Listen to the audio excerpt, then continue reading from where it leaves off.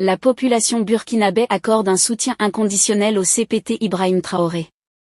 Plusieurs milliers de personnes se sont rassemblées ce matin, place de la Nation à Ouagadougou, mais aussi à Bobo-Dioulasso, à Boromo ou d'autres villes du pays, en soutien au chef de l'État, le capitaine Ibrahim Traoré.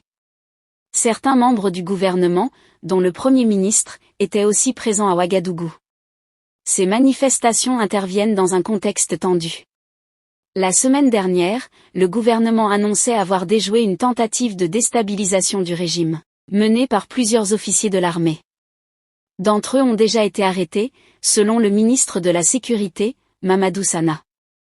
Le travail minutieux des services de renseignement va révéler un grand complot en préparation contre notre pays dont le but ultime est de sémiler le chaos total en vue de placer le pays sous tutelle d'une organisation internationale à mesure de reprendre le contrôle dans 10 ou 20 ans, selon les instigateurs.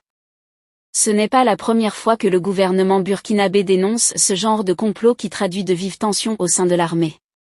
Encore une fois, Ouagadougou accuse la Côte d'Ivoire de participer à ces opérations de déstabilisation, une attaque démentie par Abidjan. Pour ce qui est de l'accusation du Burkina, je sais plus à laquelle émacisation on est. J'attends encore les preuves de la dernière accusation. Peut-être qu'il y aura d'autres. Je n'ai pas de commentaires à faire. Parfois, surtout quand on a la tête d'un pays, être sérieux. Dans la foule cet après-midi, les manifestants s'en aussi pris aux États-Unis après que le général Langlais, à la tête de l'Africom, le commandement des États-Unis pour l'Afrique, a déclaré que les réserves d'or du pays servaient à protéger le régime en place. Si vous avez aimé, n'oubliez pas de cliquer sur j'aime, pensez aussi à vous abonner en cliquant sur la cloche de notification pour ne pas rater nos prochaines vidéos. Votre soutien est essentiel et nous vous en sommes très reconnaissants.